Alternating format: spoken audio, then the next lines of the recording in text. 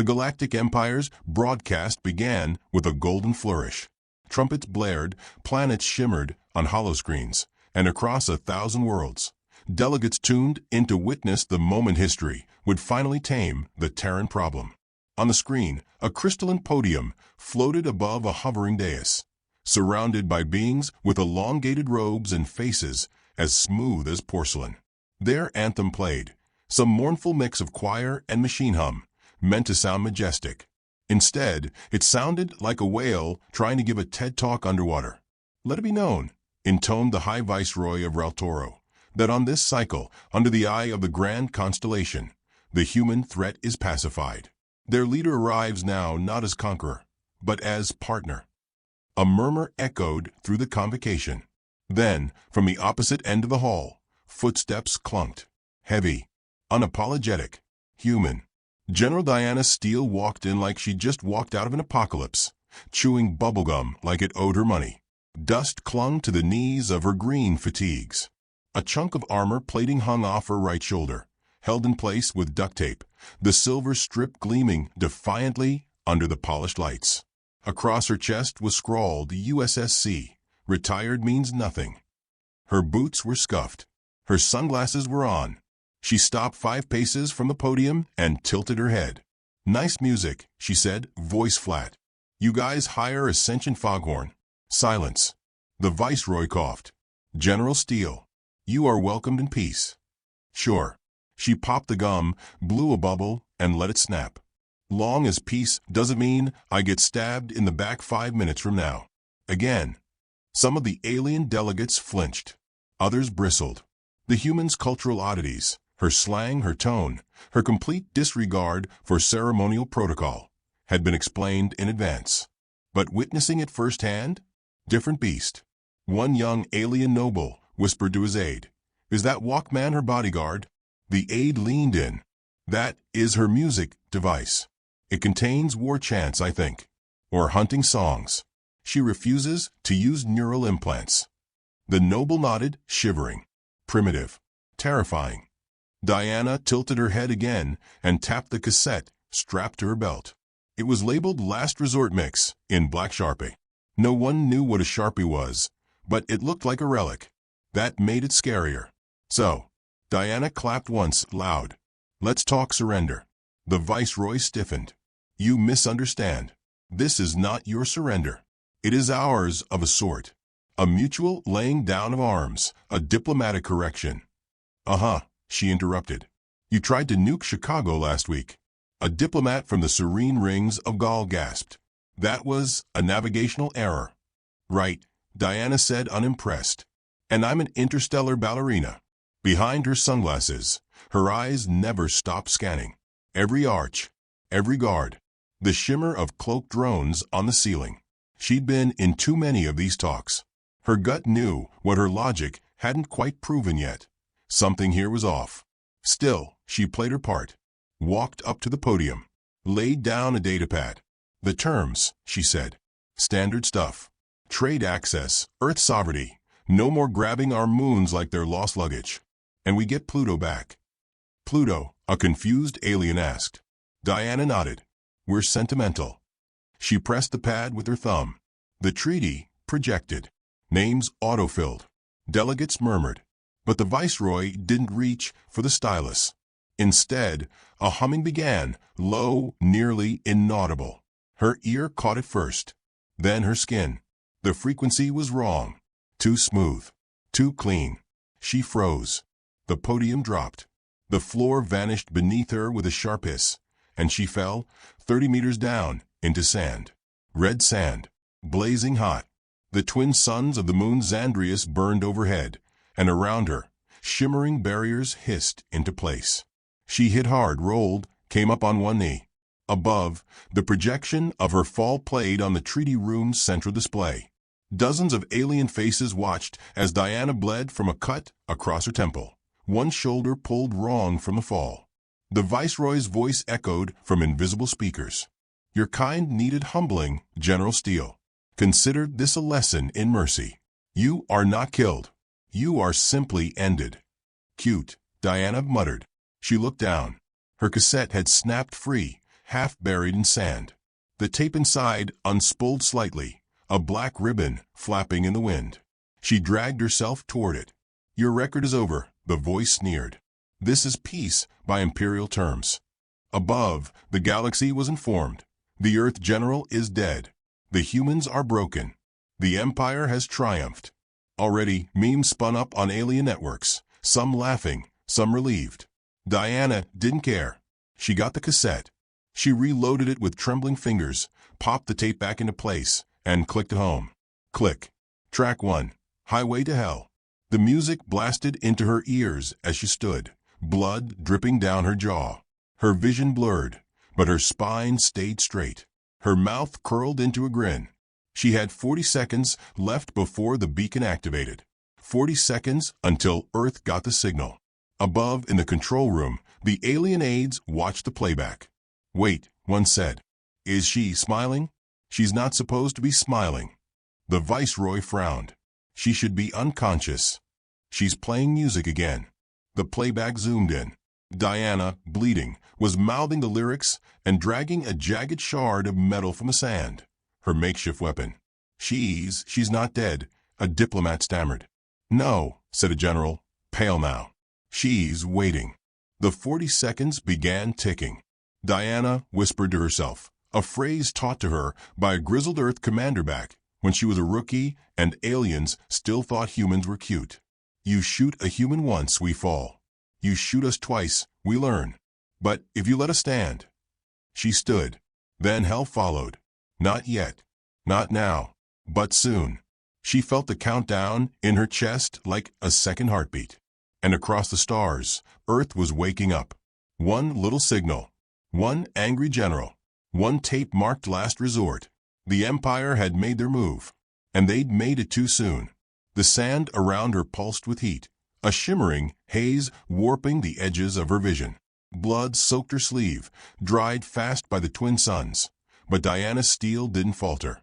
Her shoulder throbbed with each breath, her ribs ached from a fall, and her lips were cracked open just enough to pull in the desert air. She looked like a ghost, sunburned, scraped, half dead. And she was grinning. From 100 kilometers above, the Galactic Empire watched. Their crystal domes and ivory command decks hummed with satisfaction. On every Imperial control channel, the footage looped. The legendary human general laid low, the infamous last general of Earth, bleeding in alien sand. They broadcast her fall like a victory parade. On a mining colony orbiting Titan, a boy named Jace watched the clip on a dusty monitor, his feet propped on a stack of ration crates.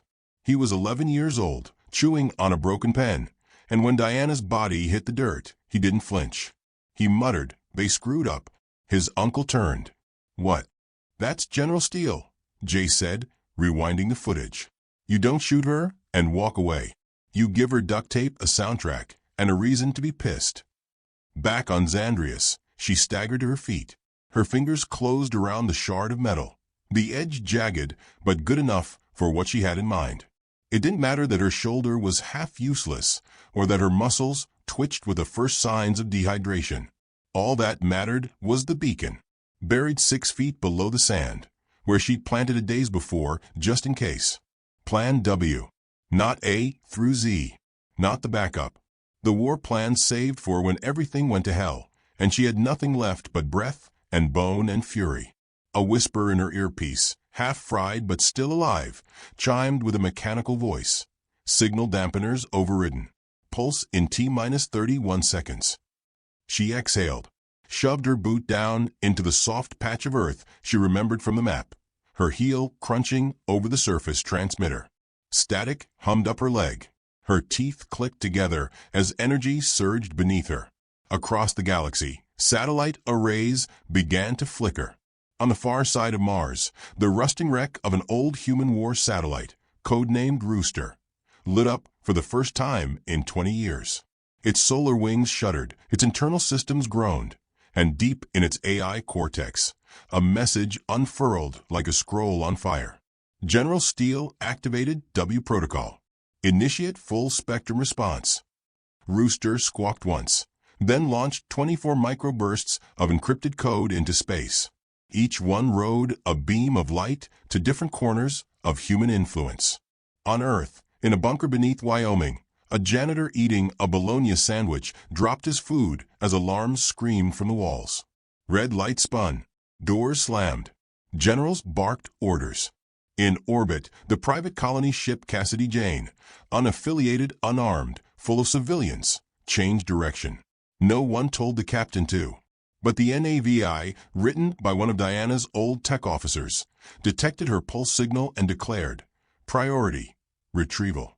Back on Xandrias, Diana's nose bled. The heat made it drip slow and sticky. She smeared it across her cheek without caring. Above her, the force field dome flickered slightly. A tremor, a faint shiver. She smiled wider. 15 seconds, she whispered. Inside the Empire's command cruiser orbiting above, High Viceroy Toulon paced with folded arms. She's not dead.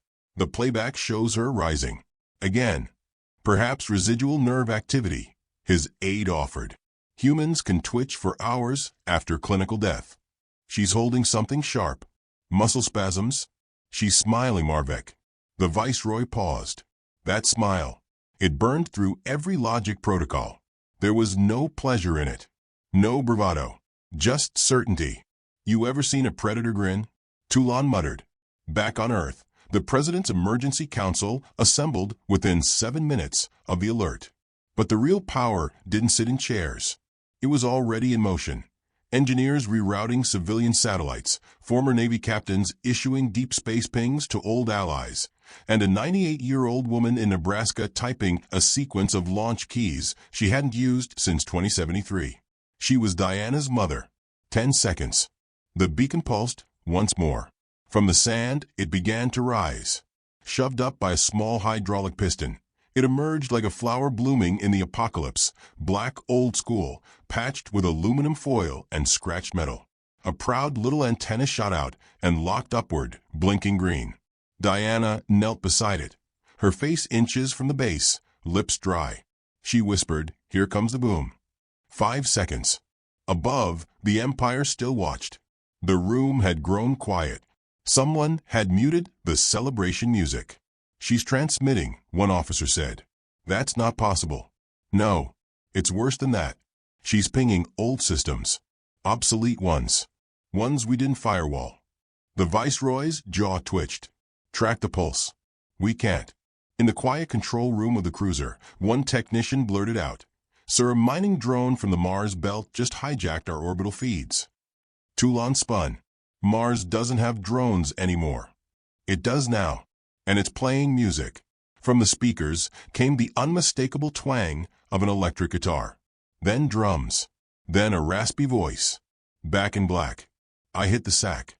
The drone named Clint Eastwood, forgotten since the Resource Wars, now controlled 2 Empire destroyers and one of their navigation satellites.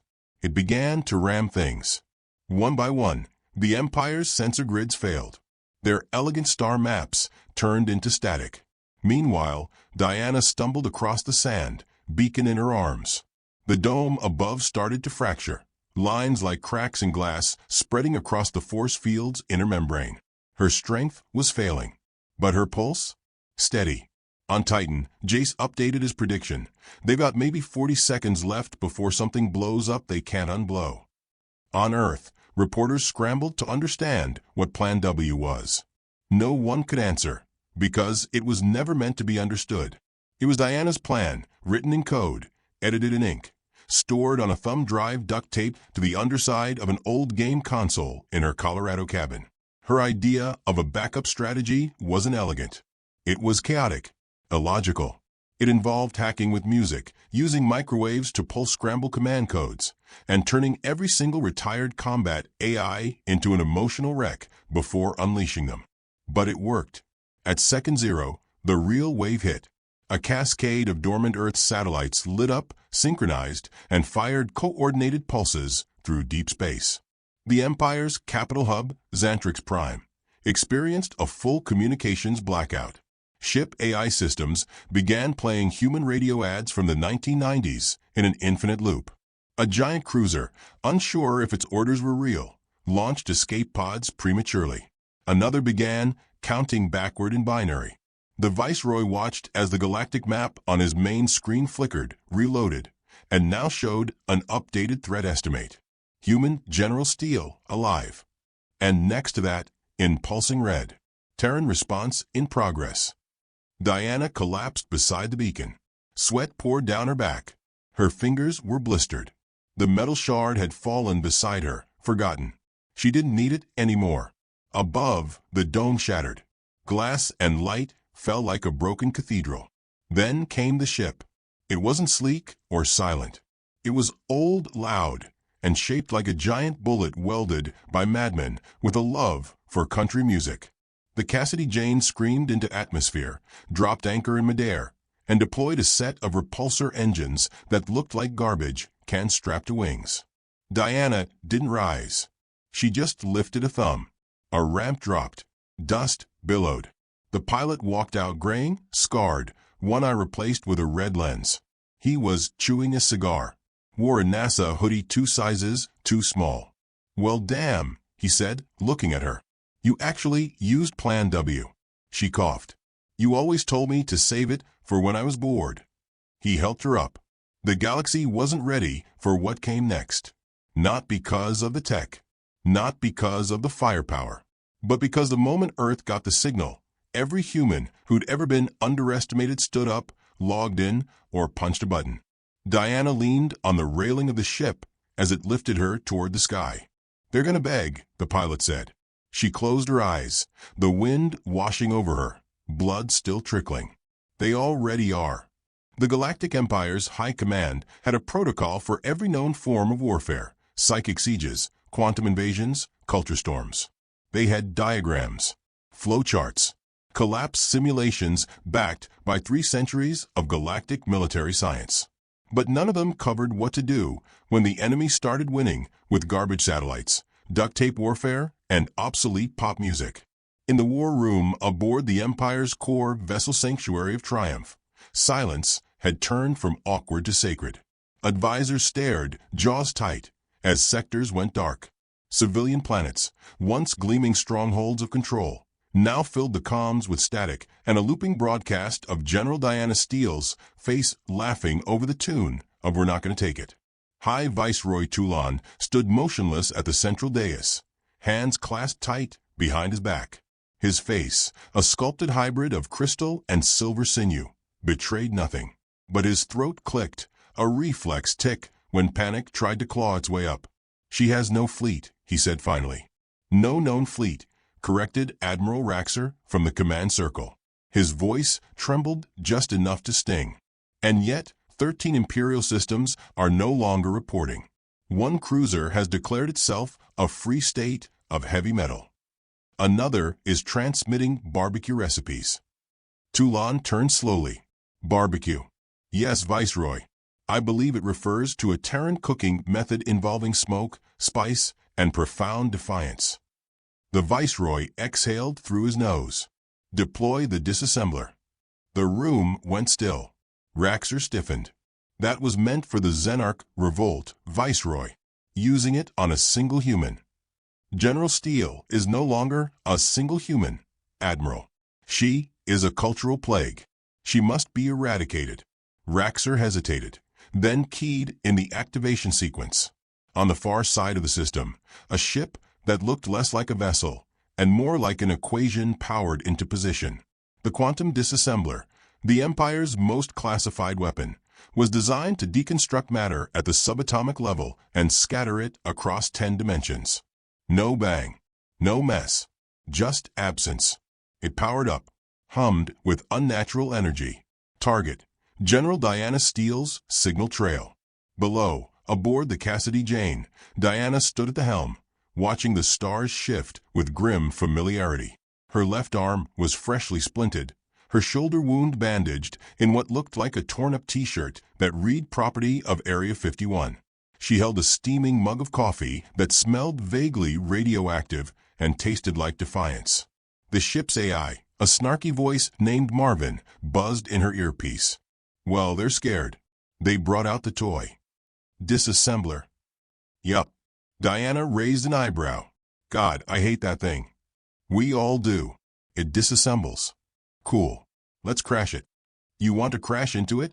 No, she said, sipping her sludge. I want to crash its soul.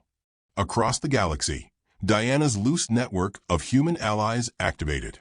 Retired fighters, engineers turned pirates, outlaw historians, and a few well-placed rogue AIs, many of whom had been waiting years for this exact moment, sprang into action. One uploaded a virus into the disassembler's targeting system disguised as a digital recording of Jurassic Park. Another sent it a scrambled data packet that played Friends reruns every time it tried to lock onto her ship. By the time the weapon fired, it missed. Twice. On the third attempt, the disassembler itself blinked off and began streaming audio logs of its own existential crisis. Somewhere in the tangled code, Diana's team had inserted an old Reddit thread titled, "What if the universe is just a sim?" The weapon began to sob. Toulon stared at the failure notice on screen, his jaw clenched so hard his crystal cheekbones cracked slightly. She hacked the disassembler? No, sir, said a technician. She broke it. Existentially. Back on the Cassidy Jane, the pilot, a war-hardened man named Rick with a cybernetic eye and a taste for Elvis Presley, whistled low as he guided the ship through a debris field that used to be the Empire's relay satellites. You know, he said, this might be the dumbest war I've ever flown in. Diana nodded. And I've loved every minute. They passed a floating alien billboard, now hacked to display a human cat video with subtitles reading tremble, for she half returned. Diana took another sip of coffee. They still think they can win this by force. They don't get it, Rick replied. You can't nuke what's already crazy. In a small moon base orbiting Krathian 6, alien citizens gathered around public screens to watch the drama unfold. The feed now showed a loop of Diana holding up a whiteboard that read, "This is why you don't betray Earth." Children giggled. Old scholars took notes. Rebellion chants began. The Empire tried to shift public perception. They launched propaganda across the stars, depicting Diana as a rogue terrorist, a dangerous, unstable brute. She responded by live streaming herself in a rocking chair on the deck of a stolen alien yacht, wearing aviators and holding a fishing rod. Y'all seen a space kraken yet? She asked the camera. I think I'm going to catch one. Name it Carl. Teach to eat capital ships. The clip hit 800 million views in 4 hours. A surge of civilian unrest began to ripple through Empire-held planets. Young aliens, especially, adopted her image. Graffiti of her face in wild colors began appearing on city walls. A phrase in Terran English echoed across systems.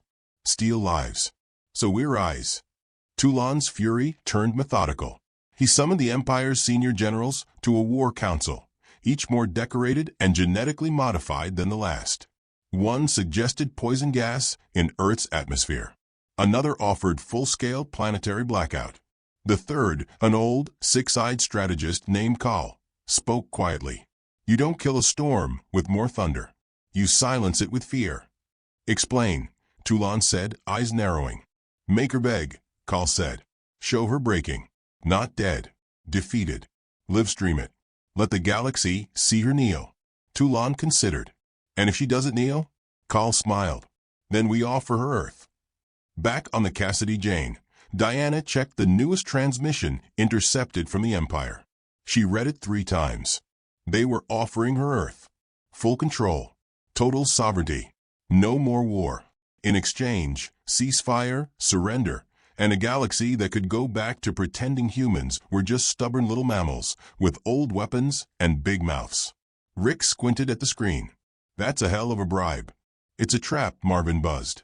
They're hoping she walks in, takes the crown, and shuts up. Or dies in the process. Diana stared out the viewport, her eyes scanning the stars. They still don't get it. Get what? This isn't about winning, she said softly. It's about being heard. Earth's been screaming into the void for decades, while they laughed at our movies and mined our dead cities. Now they have to listen. She turned. Suit up. We're going to their palace. Hours later, above the Empire's inner capital Xantrix Prime, a single human ship hovered. Not a fleet. Not a bomb.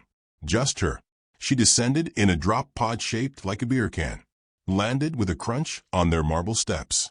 Guards surrounded her immediately. She didn't flinch. She walked forward, boots echoing, her hair tied back, her arms still half-bandaged. She wore no armor, just a tank top with the words "Earth first. Ask questions later." The Emperor himself emerged, robed, radiant, furious. "You dare return. You begged me to. You insult our sovereignty. You nuke mine." 1,000 eyes watched. The Empire's media spun live across worlds. Diana paused in front of the Emperor, pulled something from her pocket, and unwrapped it. A slice of cold pizza. She took a bite, chewed slowly. Silence. "You know," she said through a mouthful, "you really should have picked someone else to betray." The Emperor raised his staff. "You think we fear your chaos?" "No," she looked him dead in the eyes. "You fear your people loving it." And then, from the horizon, came the roar of engines. One by one, rogue vessels descended, hacked cruisers, reprogrammed satellites, war relics revived from junkyards. The human resistance wasn't coordinated. It didn't need to be. It was spontaneous combustion. And across Xantrix Prime, the civilians didn't scream. They cheered. They'd seen the memes. They knew the songs. And they'd seen the smile. The Empire had tried to kill her. Now they had to live with her. And she wasn't finished yet. The throne room of Xantrix Prime, once the pride of the Galactic Empire, stood scorched and crooked. One of its famed ivory spires lay shattered across the great hall's obsidian floor. Statues of former emperors, once silent reminders of power, now wore pizza boxes as hats and had been drawn on with what looked suspiciously like Earth-grade Sharpie. Diana Steele walked across the marble steps with a gait that was equal parts swagger and exhaustion. Her bandaged shoulder was stiff but square. Blood crusted one temple. In her hand was a warm slice of pepperoni pizza from a delivery box smuggled aboard the Cassidy Jane in a cargo hold that had once been reserved for high-density neutron ammunition. She chewed slowly, eyes scanning every alien noble that lined the chamber walls. They didn't speak. They didn't move. They watched the last general of Earth eat carbs and dominate their galaxy without saying a word. She finished the slice, wiped her mouth with the hem of her torn tank top, and tossed the crust onto the stunned lap of Chancellor Varick, who did not blink as it landed. "So," she said, voice low and dry, "let's talk surrender." At the center of the room, the Emperor of the Galactic Empire remained frozen on his high throne, hunched and motionless like a toppled chess king, still hoping for a stalemate. His breath wheezed. His jaw clenched. He wore regalia sewn from living silk, layered in metals mined from black hole debris, but it looked small on him now. Diana's boots echoed as she stepped closer, kicking aside a ceremonial goblet and an overturned scepter. "You look different from the last time we met," she murmured. The Emperor looked up with eyes like molten glass. "You've humiliated us. You did that yourself. I just gave the galaxy a front row seat. This war was never a war," she interrupted. "It was a tantrum. You wanted Earth to bow, and when we didn't, you tried to make an example of us. Now we're the example." The chamber doors groaned open behind her, and her crew filed in, not with weapons, but with quiet, deliberate steps. Rick, in his old flight jacket, nodded to her from across the room. Marvin, the AI, had uploaded itself into a floating drone and hovered beside Diana's head, flickering with scrolling snark. And then there was Mikey. He was 10 years old, wore a Ghostbuster shirt, and carried a bag of cheese puffs in one hand and a hacked translator console in the other. He had been the one who rerouted 6 of the Empire's defense platforms by tricking their software into believing Earth's moon was an Allied mothership. The moment he stepped into the chamber, a ripple of unease spread through the nobles. "That's the child," one whispered. "The hacker," another hissed. "He shut down our planetary shields with Minecraft commands." Diana smiled. "You've got about 5 minutes of dignity left. Use them wisely." The Emperor's fingers dug into the throne's arms. "What do you want?" "I want terms. Not peace. Terms." He tilted his head. "You would claim the Empire?" "No. I don't want your empire. I want the one thing you can't fake." She paused. The room leaned forward, breath held. I want your surrender. Public, humble, and funny. There was a gasp. Even Rick looked over, eyebrows raised. Diana pointed a finger at the Emperor. You insulted us with a broadcast. You mocked our culture, our music, our technology. So now you'll give us the greatest gift the internet has ever known, a galactic meme. The Emperor blinked. You will get on your knees, she continued, with glitter on your head, holding a pineapple, and say the words, Earth is awesome, and I was wrong. You will post it across the Empire's networks, on every planet you control. You will hashtag it, hashtag #SteelCurse. Varric sputtered. That's cultural suicide. It's character development, Diana said. You should try it. The Emperor stared at her. His chest rose, fell. His pride, like everything else in the chamber, had been gutted and tossed into the flames. He opened his mouth, perhaps to resist, perhaps to beg, but the chamber lights blinked twice. Diana turned. The hollow wall behind them lit up, showing a single live feed, a rebellion in progress. Across the Empire's mid-rim colonies, people, alien and human alike, had flooded the streets. They wore jackets spray-painted with Diana's face. They carried signs that read "Surrender like steel" and "Make chaos, not empires." The image flickered again, this time showing a group of Zarthan priests dancing in ritual circles to Bohemian Rhapsody. Diana turned back, her voice quieter now. This isn't just about Earth anymore. You lost control the moment you made us visible. Now your people see what we are. Not warriors. Not monsters. Examples. The Emperor swallowed hard. What happens if I refuse?